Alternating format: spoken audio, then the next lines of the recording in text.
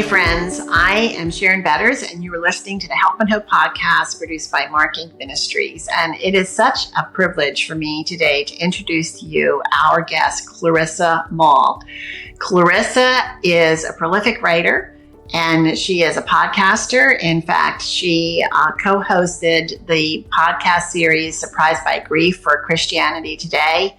She is a frequent guest on podcasts and radio shows, and you're going to understand why as you listen to our conversation, because she has an incredible story, an incredible redemption story, and she is passionate about sharing the help and hope of Jesus through her story. I met Clarissa through her book, Beyond the Darkness. I cannot encourage you enough to get this book, because if you've been listening to the podcast for very long, you know that we lost our 16-year-old son, Mark, and his friend Kelly in a fatal car accident. And I wish I had had this book back then, because it's like a roadmap through the wilderness of suffering. And I'm so grateful that, Clarissa, you answered the call from the Lord to share your story, and not just once, but over and over again, and that you're going to be sharing with us today. So thank you so much. Thanks for having me. Clarissa, I want to just jump right into your story. If you would just tell us what happened, the sudden loss of your husband, and how that just profoundly changed your life. Sure. Yeah. Well, my husband, Rob, and I were married for 17 years. We had 4 children and we loved to travel. And in the summer of 2019, we traveled across the country from Boston, our new home, to Seattle, our old home, to visit friends and to see national parks, to go camping. And during that trip, right in smack dab in the middle of the vacation, my husband fell to his death on a hike with a good friend in Mount Rainier National Park. 2 police chaplains arrived at my campsite that night to give me the news that increasingly over the day, when I hadn't heard from him, I was starting to dread. And, if you have lost a loved one, whether it has been sudden or it has been something that you have anticipated, it really doesn't matter. In that moment when the news is final, when the reality sets in, it just bowls you over. And certainly that was our experience. I was left that night wondering how I was going to live without him, how I would parent our 4 children, what I would do, how I would even get home, because we were across the country, far away, and in a place that was familiar, and yet it wasn't where our stuff was, where our home was. And so everything in our life changed after that. And over the last 4 years, it's been a process of figuring out, how do I live again? Do I even want to live again? And what's that going to look like if I pursue wholeness when it feels oftentimes like half of me is missing? Yeah, I definitely resonate with so much of what you're saying. And I'm imagining you, I think you were about 3,000 miles away from your home. And I'm imagining getting that news, and like the night of Mark's death, immediately there were friends and family that surrounded us. They were right there to help us make decisions and figure out what next steps were. But to be in that place, where did you find help and comfort and direction and help in making decisions? I was blessed to have friends who were local to us there. And so we were surrounded by a group of people who loved us well, who helped us to make decisions, who helped me to make decisions, who helped to get us back home. We had wonderful and have wonderful family who have supported us entirely through this process.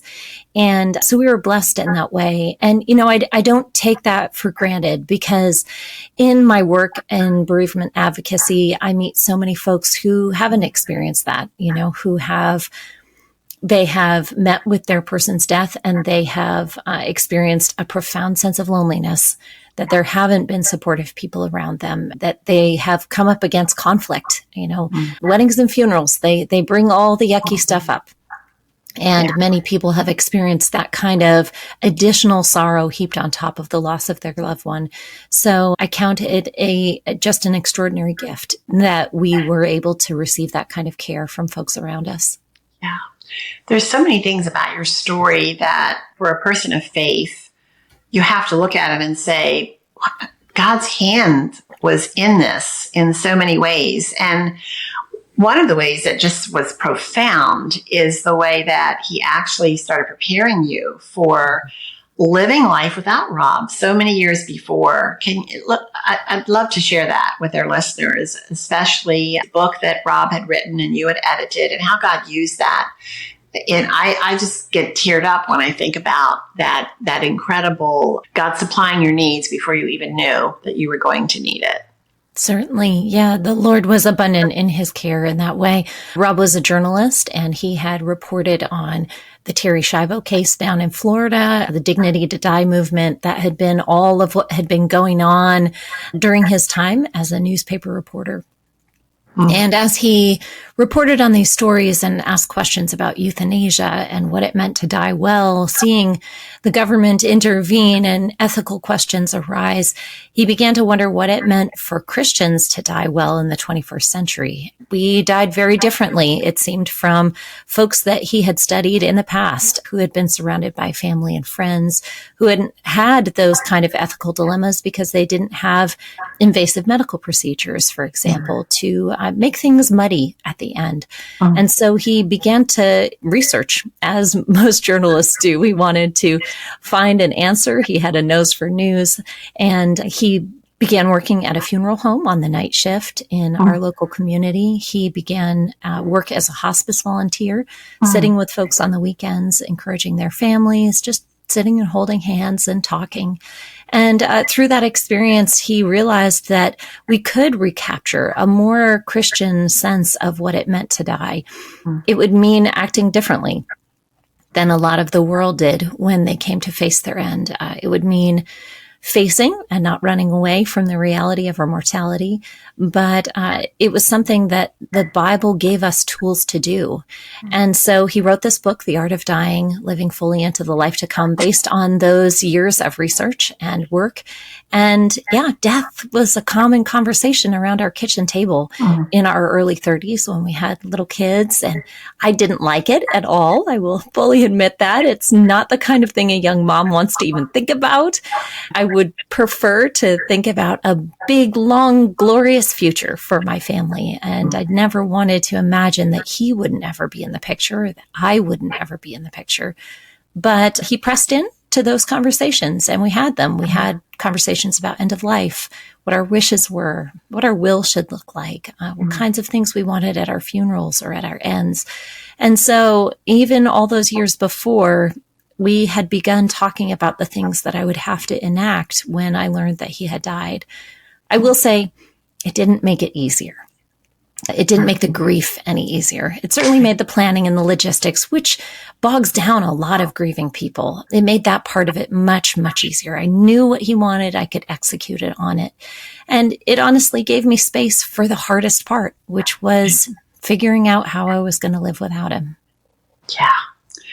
Yeah, I just think about all of that. I think about what an incredible man Rob was, because what a journalist to dive deep into what his heart was telling him needed to be shared with others. And that's amazing. It's just amazing too. So that The Art of Dying, the book is called The Art of Dying, and you have added something to the book, haven't you? The book is available. So tell us about that. Yeah. So after he died, with his publisher, we determined to just complete the circle, as it were. And so I added an afterword that talks about Rob's legacy, about what it means to grieve in light of what he wrote.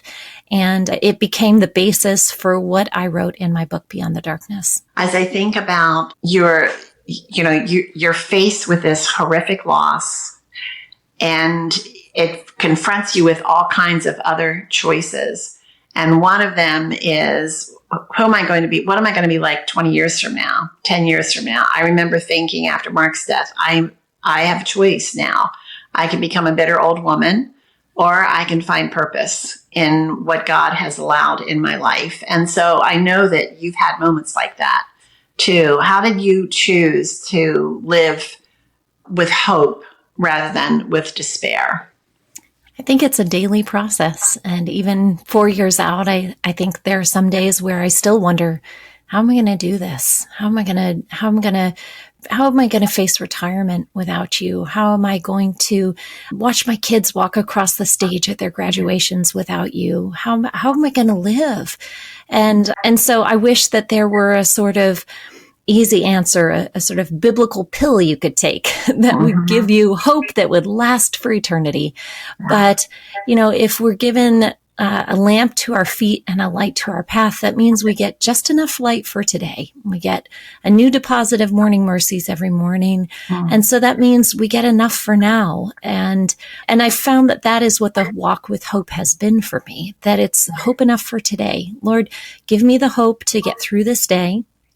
Maybe it's get through this week if it's a tough week.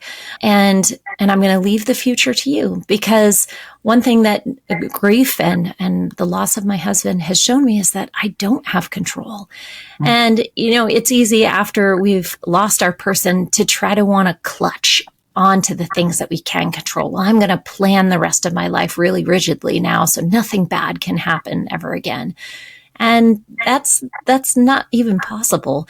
And so I've found that kind of striving is really exhausting. And instead, falling back into the arms of Jesus, letting him carry me each day, waking up and saying, okay, Lord, it's not your strength it's not my strength that's going to get me through today. It's going to be all you. So show up and do your wonderful thing, Lord. That's the kind of posture that I think is required for living with hope beyond that despair. You mentioned 4 years. It's only been 4 years. That is not very long. It feels like an eternity, but it is not very long. And it's really remarkable to see how you are redeeming the pain, how God is redeeming the pain. That's right. Bringing new life out of death. And I can't even imagine the future, as you continue to see the fruit of choosing that pathway toward hope rather than hopelessness. When we lost Mark, I wanted to know everything I could find about grief. And of course, one of the things that I'd heard before is the stages of grief. And so I'd think, okay, which stage am I in right now?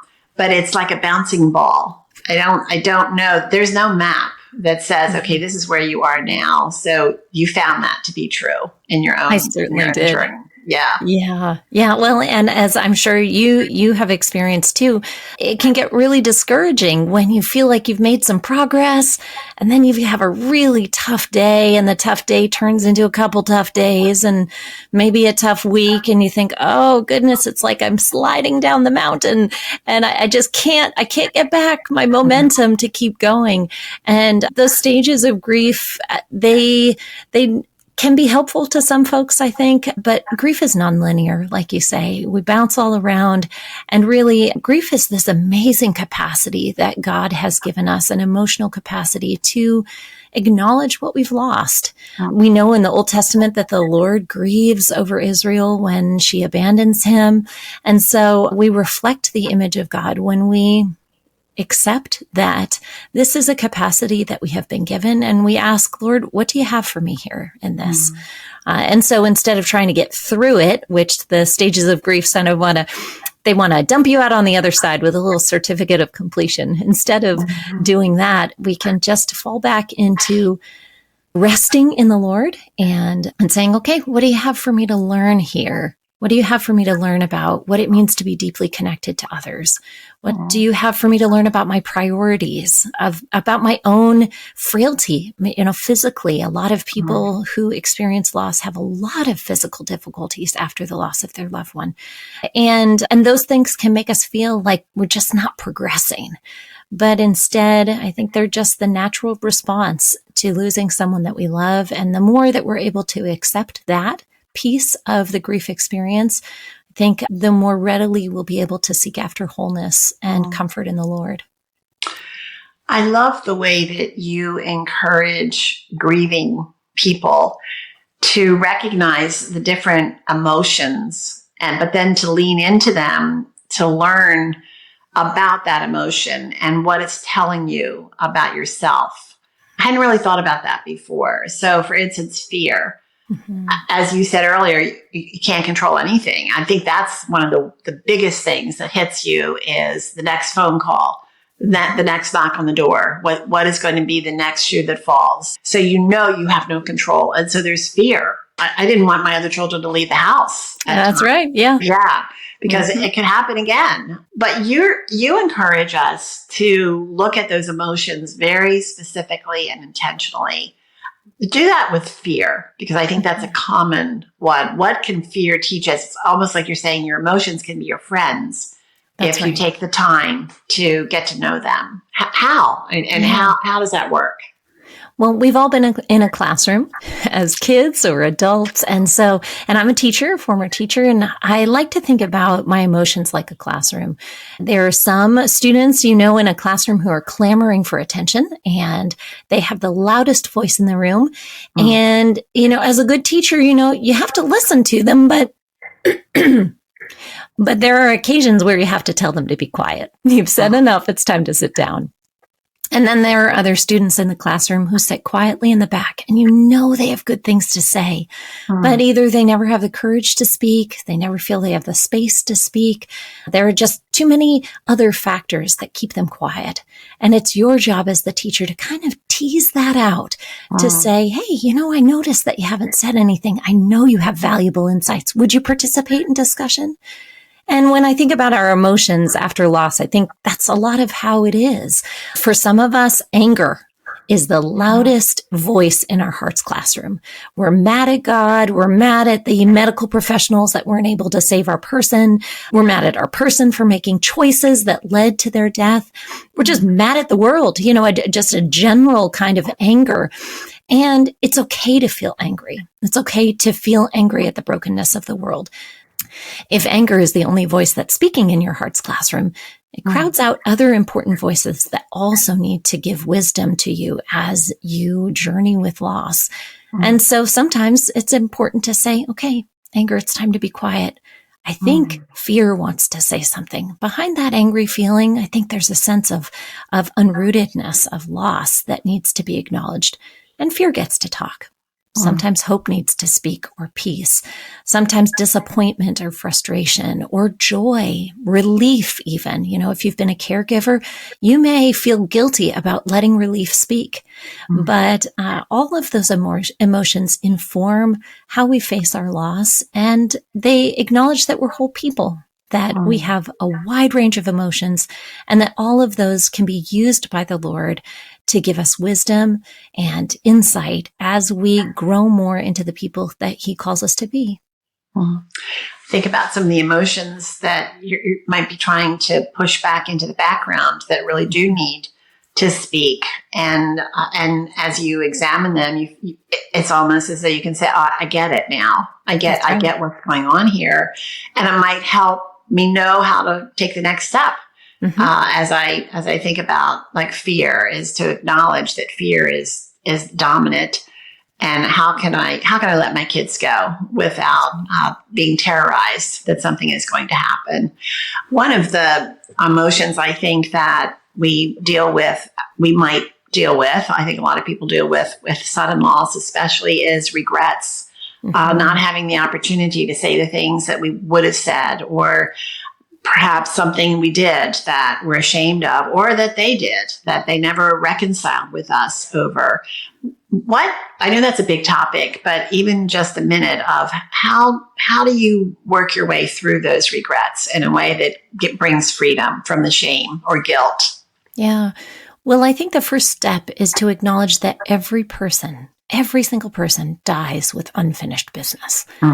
Even in those relationships that are really sweet, there are conversations that you haven't had. I think about my husband and the conversations that he never got to have about things like puberty or dating with our kids. Those are awkward conversations, but they are a sweet part of what it means to be a parent and to parent your children through the adolescence into adulthood. And so I experienced regret that he never got to have those conversations. Now, some folks experience regret because there was tension in their relationship. There was estrangement, there was abuse, and it never was resolved. And those feelings are very real. And so it helps to remember that we all die with unfinished business. I think the second thing that's really helpful for folks is to find some way of expressing those feelings of regret or guilt or shame, whether it's to write it down and share those words with a friend, whether it's to confess your sin to a pastor, to be able to have a spiritual leader in your life where you say, hey, I need to talk to you. I messed up with my relationship with this person and he or she isn't here anymore. But the scripture tells us that we can confess our sins one to another and receive the grace of Christ. So can I just share with you where I sense that I need forgiveness from the Lord? You can do that. And yeah, it doesn't create reconciliation in the way that we experience person-to-person reconciliation with a person who's still alive. But I believe that you can experience peace with God, and that those regrets, that guilt, that shame doesn't need to become a bondage in your life that holds you back from laying that person to rest, laying that relationship to rest, and reforming it into something new as you carry that person forward into the life you live without them. Clarissa, I like to say that our conversations, I hope they act like salty peanuts so that those listening say, I have to hear more. And friends, I want to tell you that you're just getting a touch of the wisdom and insights that Clarissa has in her book, Beyond the Darkness. It's just a touch of what she has to offer to help you in your own faith walk. So Beyond the Darkness, you can get it anywhere. And again, it'll just take you deeper into some of the topics that we're talking about. And one of them that you deal with beautifully in your book is children, is helping children through their grief and showing us that their grief journey may be and probably is a lot different than an adult grief journey. So what are a few things that you would say, this would be an outline of how I would recommend that you help your child who is grieving the same loss you are, but a little bit differently? Yeah, I get that question a lot. In fact, so much that I have a book for teens coming out next year as well as a children's book, because children, number one, they just grieve differently than we do. If you have a child in your family or in your sphere of care and they have lost a person, it's not going to look the way that it looks like for you. And I think that's the first thing we just have to acknowledge, that they will run along on their way and go and play, and you will be heartbroken and not able to get out of bed. And you'll wonder, why, are they not acknowledging it? Are they passing it by? Are they stuffing it down? And no, this is just an amazing design of the Lord. That's how he built them, to be able to only take in so much. And really, it's a mercy, because we don't want our children to have to carry adult suffering, adult sorrows. And in the mercy of the Lord, he allows their brains, as they develop, to be able to take in the right amount at the right time. And so that's our job as parents, after we acknowledge that they're going to do this differently. It's to be a good gatekeeper for them. So if you're a grandparent, or if you're a parent, an aunt, a coach, part of your job is to be a gatekeeper for that child, to make sure that they don't get more information than is developmentally appropriate, to talk in real terms about grief and loss, not using phrases like passed away or that daddy went to be with Jesus, unless you also talk about the realities of a body that has shut down, helping them to have concrete language to talk about their loss. And then giving them lots and lots of space to just be kids, because they will carry their loss through the rest of their lives in one way or another. Research tells us that they will, what is called re-grieve. They will grieve again at each new developmental stage. And so their understanding of their loss is going to grow over time. And so let them be children as long as they possibly can. Speaking of children, you have 4. And how old were they when Rob died? Let's see. They were, my youngest had just turned 7. I had a 10-year-old, a 12-year-old, and a 13-year-old. So they were pretty young. Wow. That's a lot. But one thing I've noticed, which I appreciate, but hadn't thought about too much before about the implications of it, is you talk about how to help children, but you don't talk about your own children. You're not specific about how you have helped them. Why is that? Yeah. Well, we're an oversharing culture, because of social media. We're used to having an in on everybody's life, and children are particularly vulnerable after loss. They are subject to cultural expectations, just like we are, of what it means to grieve and what it means to grow. And I want as much as possible to allow them to do that in the safety of our family. And so, I don't talk about them a whole lot. I try to be a good guardian for them, also realizing that at some point in time, they're going to have to own their own story. And we often talk at home about saying something or saying nothing. I've got kids who are in high school now, and some of their friends don't know about their dad dying. And I've told them that's okay. It's okay. I have friends in adulthood that I didn't know they had lost a sibling or a parent until many years into our friendship. And I don't mind, because I've learned that carrying grief is a very sacred task. It's very intimate and personal, and each person needs to do it in the way that feels comfortable for them. Yeah, I just love that perspective. And I'm looking back and thinking maybe I said too much about our children. Hopefully they're in their 40s and 50s now, so hopefully they've forgiven me. But you're right. Everybody has their own story, and I bet your kids really appreciate that their stories are safe with you. That they don't have to worry about what's mom going to say the next time she's speaking or sharing, or am I going to be embarrassed, or is my friend going to hear about it? So I just love that perspective. I think it's wonderful. You say that grief can become an old familiar friend. But that, if someone is fresh in their grief, that's going to sound like blasphemy. That is the most ridiculous thing I've ever heard of. So help us understand what you mean by that. It does sound terrible, doesn't it? Yeah. That we'll have to. I get it, but go ahead. That we will have to walk with this friend for the rest of our lives. And even the word friend might be just too much to bear. But grief teaches us, if we will let it. If we will let it teach us, it will guide us. God has given us this experience to shape us. And if we don't fight against it, if we're willing to engage with it, I believe that over time we learn so much about who God is and who He has called us to be.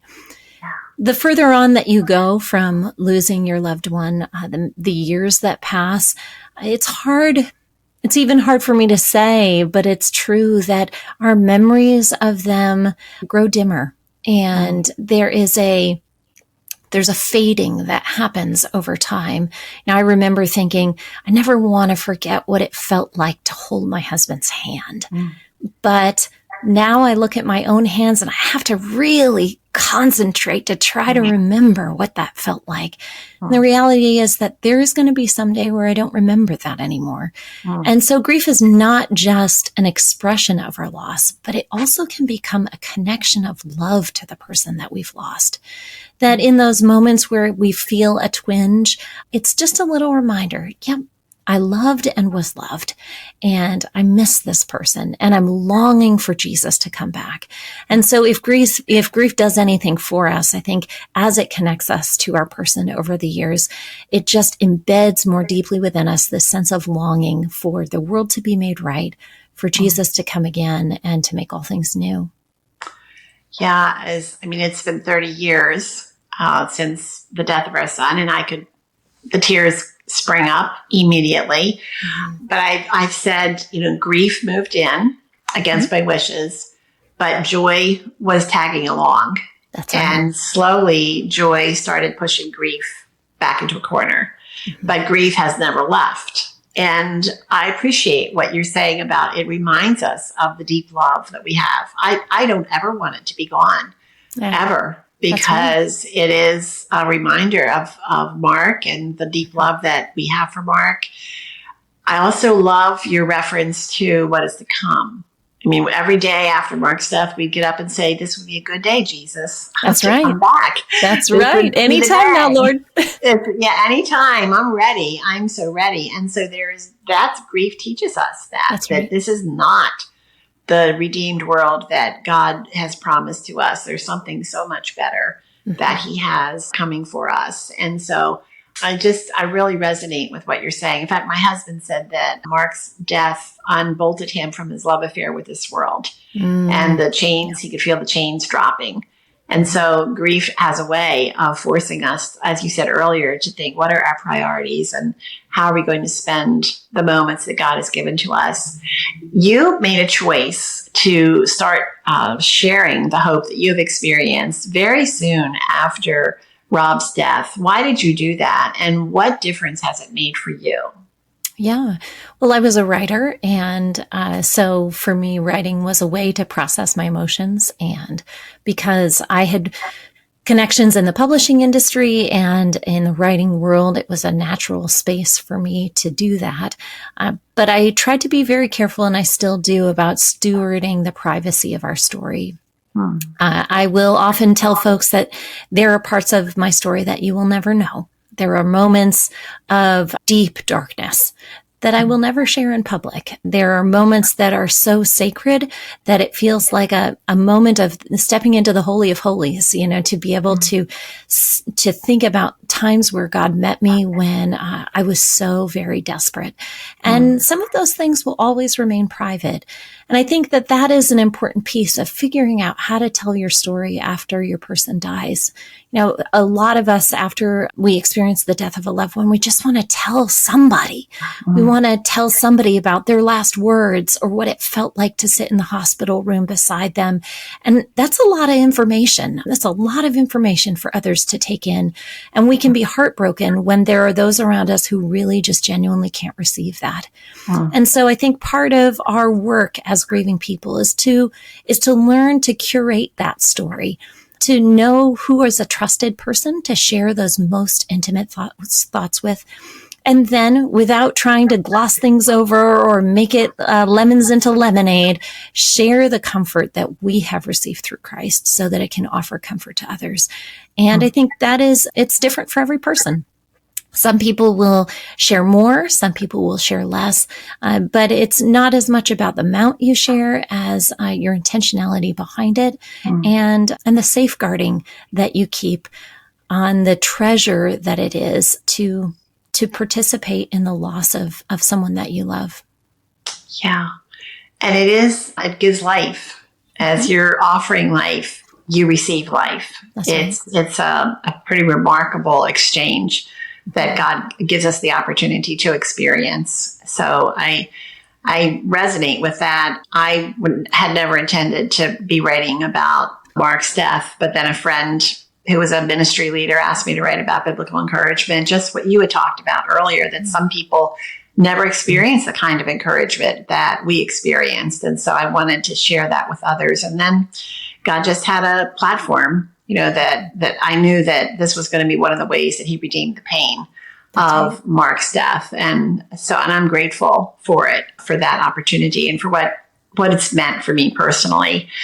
Speaking of writing, you mentioned earlier, but I want you to tell us a little bit more about some writing projects. You have some books that are coming out, which sound amazing. Tell us a little about them. Yeah, I've got a grief handbook for teens coming out in the next year that I've written with my oldest daughter. She's headed to college soon. And so we've written together about our experience as a mom and a daughter going through loss, because there are very few gospel-oriented resources for teenagers. And teenagers are dealing with a lot of sadness right now. Yeah.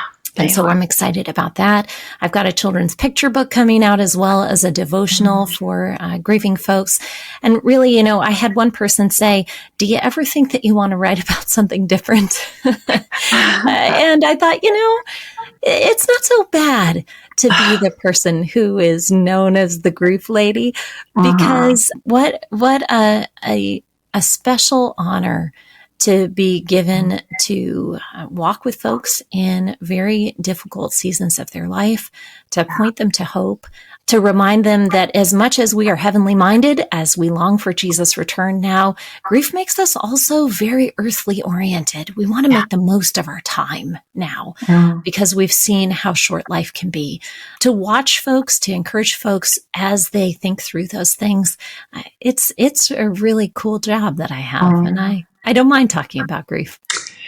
God has definitely given you a very specific calling, and you have embraced it with joy. And that is such a beautiful thing for me to see personally, to see how God is redeeming your pain by offering to others the light of Jesus in some of the darkest places that a human being can experience.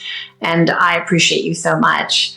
I hate to wrap up our time together, but again, I want to remind those of you who are listening, the book, Beyond the Darkness. I want to make sure I get the title right. Beyond the Darkness. It is available anywhere, and I strongly recommend that you get it, even if you're not the one who's grieving. There's so much in this book that will help you walk alongside someone who is hurting. And I'm so grateful for the books that you're coming out with. We have people all the time who, how do they help their children? What is there a book for me, for my teenagers? So thank you for doing that. And I'm grateful to hear you say that you have great joy in doing this. For those who would like to learn more about you, what is the name of your website? Sure. You can reach me at ClarissaMoll.com. It's Moll like doll, Moll. And I hang out on Instagram and love to connect with folks there as well. Yes, and it's wonderful to see you on Instagram and at your website. Friends, I'm Sharon Betters, and my guest today on the Help and Hope podcast has been Clarissa Moll, and she, as you can see, has so much to offer us as we walk this pathway. She's calling back to us that God is sovereign and we can trust Him, and yet also acknowledging the reality of those really broken places of life. So I highly recommend that you learn more from Clarissa, that you get her book, that you check out her website, check out her Instagram account. Clarissa, thank you so much for joining us for this Help and Hope podcast. You can learn more about Marking Ministries by going to helpandhopenow.org. You can download our free app. It's Help and Hope, where it will keep you updated on all of our resources, everything new that is coming out. Thank you so much for joining us. Again, I'm Sharon Betters, and this is the Help and Hope podcast, and I look forward to being with you again.